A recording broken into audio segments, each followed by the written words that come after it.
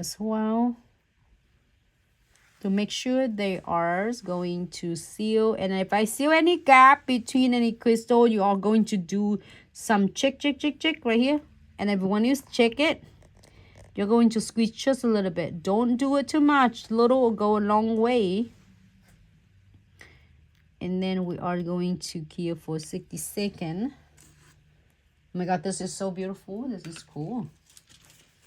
And then moving on, the nails, the next nail, which is the first nail we did. Again, I'm gonna seal, check, seals all the beads. You're gonna go ahead and seals all the metal beads, because then that was keep it from getting tarnished and it protecting the nails and also the beads from getting tarnished, and because of washing your hands a lot of hand sanitizers, like cleanings material. So we'll make sure they are going to completely seal. And it's feel scratchy right here. We're gonna seal it in. This happened is just so cute though. Then you make sure that you are not going to get it on the top of the crystal.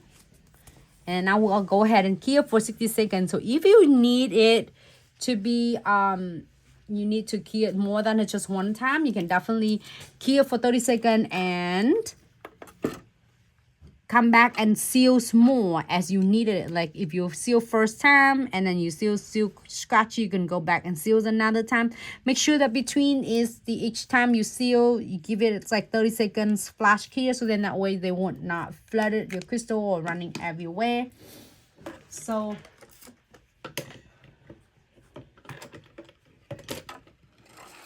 oh my god, Bougie, it's gonna be in your kits. It's gonna be on your sub box. And it's still about not only is a precision glue gels, it is also the gift card in there. That's just really excited me. And